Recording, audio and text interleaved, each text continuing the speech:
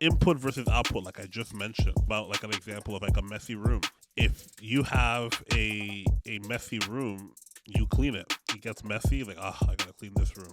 The better way to think about it, right? Like, instead of having a goal of I want a clean room, wait till it gets messy, react to it, say, okay, I gotta clean my room. It's building a system or habits that allow you to put things back where they belong, maybe make your bed every day. But that's how you actually can achieve a clean room without it having to get disgusting before you actually do something about it. What's going on, guys? Welcome back to another episode of the More Life Podcast. I'm your host, Bart Anestin, if you're new around here. And before we jump in, I need you to do me a favor, please. If you can hit that like button, the follow, the subscribe. If you're watching this on YouTube, please subscribe to the channel. We have lots more content there. If you're a creative entrepreneur, it really helps us get the word and the message out about what we're trying to do here. So without further ado, let's jump right in. Okay, we are nearing the end of the year. It's happening. I believe there are 5 weeks left until Christmas. So if you're like me, you haven't done anything, or maybe you're really prepared and you've done some Christmas shopping, some planning, all that kind of stuff. But 5 weeks left till Christmas. Probably 7 till the end of the year, or maybe 6 until the end of the year. It is crunch time, and I'm sure if you're a solopreneur, entrepreneur, or creative, you are feeling the clock winding down, and it is taking all your energy and all your effort and all your work, and before you know it, you're going to be on Christmas holidays, and before you know it again, it'll be New Year's, it'll be the new year, and it'll be a new time to set new initiatives and plan out what's going to happen in the next year, 2024. I wanted to talk today about systems versus habits. This is not a new concept, but I don't think I've spoken about it this way. And I've devised a couple of prompts that I've used to help me kind of reflect on the year, to help me prepare for 2024. So this is the kind of a two-parter to kind of close out our year almost here. And this is the right time to be doing it. It's kind of like, anywhere between like 6 weeks to 8 weeks out before the end of the year. You get like a good sense of what the year was and what you're going to do in the following year, either more of or less of. And you kind of decide that based on how your whole cycle goes and how your business is doing and what the numbers tell you and what your happiness meter tells you as well. The first thing you got to understand, and this is a quote from James Clear, I've mentioned him so many times on this podcast, from the book Atomic Habits, is that you don't rise to the level of your goals, you fall to the level of your system. I'll say one more time, you don't rise to the level of your goals, you fall to the level of your system. It's like that saying, life's a journey, you know what I'm saying? Life is not a destination, it's a journey. I totally butchered that. It's the same type of idea. Your success is not like a destination where, I got there, I'm good now, I'm happy, I'm done. You're never done. I don't know if that is comforting or if that is terrifying, but you're never done. Life is about the journey, not the destination. It's about the friends you make along the way. It's the same thing in your creative endeavors. It's the same thing in your business. If you want to think long term, if you want to think in a term that is going to help you see 5, 10, 15, 25 years, and if you want to have stamina to be able to produce results throughout those years, then you can't have an end goal in mind thinking like, oh, this is it. You have milestones, right? Things that indicate that what's going on is good. Things that help you understand that this is the right way. I'm on the right path. It's an endless pursuit, actually, of continual improvement.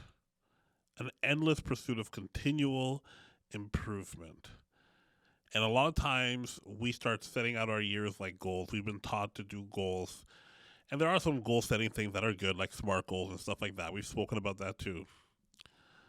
But having the right type of system in place in your life is going to help you achieve what you ultimately want. And I don't know about you, but I've been on this planet now for 37 years. And that word, achieve what you actually want, uh, achieve is something that kind of never really happens in the sense that you think it's going to happen. You oftentimes achieve the things that you really want by a way that you never could have foreseen. Nobody wakes up and says, I'm going to do X, Y, and Z, and it goes flawlessly. And 10 years later, they're like, wow, all of my plans were perfect. No, maybe 1%. You got to leave a little bit room there for the haters that are going to comment. But no, there's going to be a level of not turmoil, but just a different route. And you didn't think you were going to be here. 10 years ago, 15 years ago, I thought I was going to work in churches exclusively. I had thought I found my calling. I was like, oh, wow, this is so cool. I get to mix the thing that I love so much, which is my faith, with the thing that I'm so passionate about, which is my talents and my giftings. And it was harmonious and it was beneficial and it was good. It was so good. It felt right that I was doing something that had purpose and I was growing and developing my skills in a really creative environment. But little did I know, what I thought was my achievement was actually just a milestone. It was another thing along the way to teach me lessons and to help me become the better version of myself. So whatever you're going through right now, what is the lesson inside of it? What do you need to prepare for the next chapter in this book that we're writing here called Life? I don't want to get too deep or too philosophical, but I do want to spend some time in this episode of the More Life podcast to talk about reviewing 2023. Because if we don't talk about our inputs, the things that we have done, and we don't talk about the outputs, the things that have happened, we can fall into a trap where we are in a cyclical loop, feeling the same things over and over again without actually effectively creating some change. So, input versus output, like I just mentioned, these are very key things in Atomic Habits by James Clear. He talks about like an example of like a messy room. If you have a messy room, you clean it. It gets messy, like, I gotta clean this room. That's how you change the outcome. The better way to think about it, right? Like, instead of having a goal of, I want a clean room, wait till it gets messy, react to it, and say, okay, I gotta clean my room. It's building a system or habits that allow you to put things back where they belong, maybe make your bed every day, maybe actually use the hamper and don't put your socks on the floor. That's spoken directly at me, by the way. But that's how you actually can achieve a clean room without it having to get disgusting before you actually do something about it. So your inputs matter. And you can be reactionary and choose to look at 2024 in a brand new lens. But meanwhile, the outcomes are going to be the exact same. Or you can take small steps to try to figure out, what is it exactly that I'm looking for, and what is it exactly that I can do to help me achieve that goal of what I'm looking for? What am I really trying to attain here? And not in the sense of a goal, but more of a sense of things that allow me to be happy and healthy. Okay, that's the framework that I like to do this. This is my second year doing this process. We're going to talk through a few prompts that I've written down last year, and I look back and I'm going to do it again this year. And this is what I'm going to share with you today. And then in another part of this, we're going to talk about planning for 2024 and what happens when you start planning and thinking about the following year. The first thing I do whenever I do this in a journal. Now I have an iPad. I'm using it right now to read my notes. So the first prompt that I kind of write down, and I don't know where I got these prompts from. I can't tell you. They're probably from like a webinar or like a YouTube video or a podcast. Probably maybe even from multiple places where I kind of just made categories for myself and stole some ideas and whatever works for me. And I'm a big fan of that, okay? It's okay to do that. Find things that work for you, mishmash them together, and make your own systems, make your own way. the first thing I do is write down 2023 was the year that and dot, dot, dot, and list out some of the things. Was it personal development? Was it building your business or business strategy or launching my personal brand? 23, what was the big thing that happened? 2023 was the year that I had financial stability. What things happened inside of 2023 that allowed you to feel, or what was the marker, not feel really, what was, when you think back into the year as a whole, what were the big buckets that kind of happened that helped you, that helped you mark what this year was about? It was the year that you did what? It's good to keep these things in mind, because sometimes, and again, I'm only on my second year doing this, but sometimes we forget how far we come, and we don't necessarily get to appreciate the work that's being done and been done inside of our lives. The other thing I try to make sure I do is write down my favorite memories. And again, I do this like holistically for life, because business, life, relationships, family, finances, it's all in the bucket of life.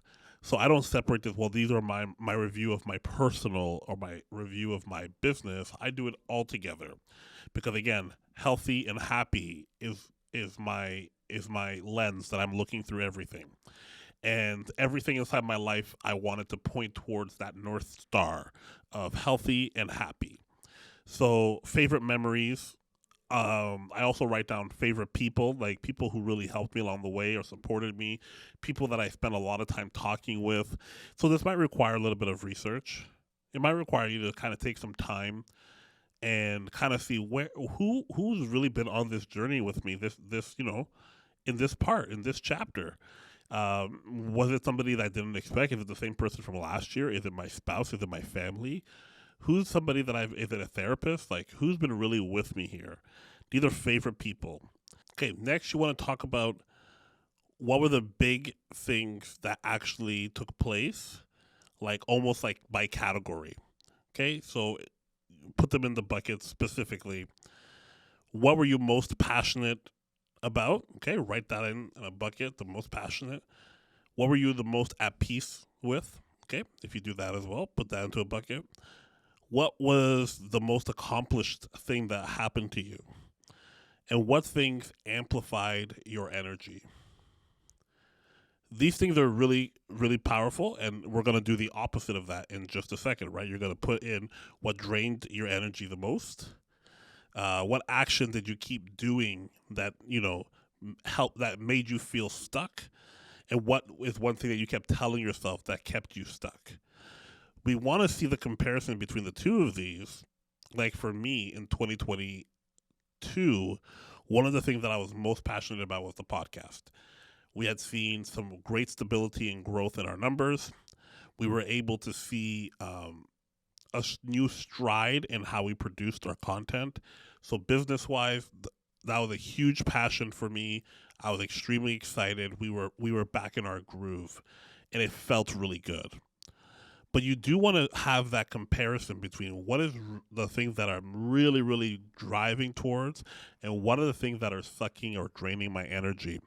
The only reason why I bring this up is because when you're passionate about something, it's easy for you to do it. And you're not going to feel like it's a burden or something really heavy that you have to carry with you everywhere you go. And one of the goals in my life, just an overarching theme, is I want to do things that I'm passionate about, that help me feel like I have purpose, so that I don't feel like I'm dragging my feet. Listen, I've done a lot of jobs. Okay, I've been a construction worker. I've worked at Starbucks. I was a trainer and a supervisor there, helping train people in drive-thrus. Okay, I used to work at the Bombay Company. I used to get grocery carts from Walmart. I used to do all these things. I know what it's like to work at a job just for a job's sake.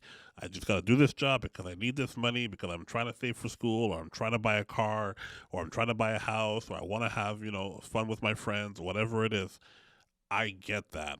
But a life hack is finding passions and being able to monetize those passions and thinking outside of the box of what passion really means to you, and help it point towards that healthy and happy lifestyle. And that way you don't feel like you are stressed or anxious about all these different things about, oh, I have to do my homework, but I also got to do a double shift at Walmart, and I got to do this, and I got to do that, and I have to do this. You want to feel as if you are enjoying yourself as you're doing this. Life is already very stressful. We live in a very stressed out world. So you don't want to do the thing that you spend most of your time doing, feeling stressed out and anxious about it all the time. Okay, we're almost done here, guys.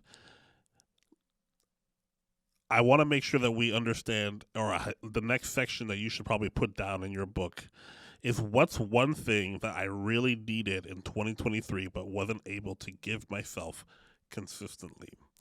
This for me is something that I always I struggle with because I want to fill it up. And sometimes I go over the one thing type of thing. I put like 3 or 4. You can put things like, support, self-care, health, these things, right? I'm denying myself these things. These things I wish I really needed these things, that I wish I could have given them to myself, or I wish I prioritized them for myself. So maybe you didn't have the right support system while you were trying to build your business. Maybe you didn't have the right personal development tools to help you feel better. Maybe you didn't take enough walks and you weren't feeling as healthy or as sharp as you normally do. And then lastly, I want you to put down one thing I'm leaving in 2023. What are you saying? No matter what, I refuse to live like this anymore. I don't want this to be a part of my life. Okay. I hope this has been really helpful. I want you to take a second and take a deep breath and let it out. Because sometimes looking back at a year can be very exciting, and sometimes it can be very hard. In my agency, we've had a very hard year. Somehow it's been somewhat successful. I don't understand how everything works. It's been successful, but it's been a hard journey through. And for me to be my better self when I'm looking into the new year, I got to be able to understand what my emotions are and what are these triggers for my drive, so that I can kind of fire off at the beginning of the year with all cylinders pumping. I don't want to be rolling into 2024 dragging my feet, carrying 2023's emotions or doubts or letdowns with me. And I also don't want to walk into 2024 with so much on a high of all the great things that have happened that I lose focus of what's most important to me. Who cares if you get achievements if you're not happy while you're doing it? You've seen this, I've seen this. How many child stars or really famous celebrities tell you the same thing? Nothing changes when you get all these accolades, but then you're actually not happy. So if you're chasing just a success-driven business, I just want to be successful, I don't know that you're going to get what you're looking for. I don't know if you're actually going to be happy or if it's going to be worth it. I don't know. I haven't reached a massive level of success. But I refuse to rush and try to push and fake it to make it. I want to get there and not have to be miserable. I want to get there with my family, with my friends. I want to get there with my morals intact. And if you're the same type of way like I am, take some time, write down a review of your last year, of the year that you're currently in, before you go into the next. And take some time to see, what are these things that have been building me up and what are these things that have been draining me down. These are the things you need to focus on to help you achieve a goal that's not even a goal. It's not even like a goal. When I say goal, it's to achieve an idea. Because for me, when I say the word goal, I'm thinking of like a vision, the future life that I might have. What could that look like? What can that look like? And then next week, we'll talk about how to build practical systems that are going to help you achieve that vision. Don't forget, your inputs are just as important as your outcomes. And if you focus on your inputs, you can change your outcomes. I've been Bart.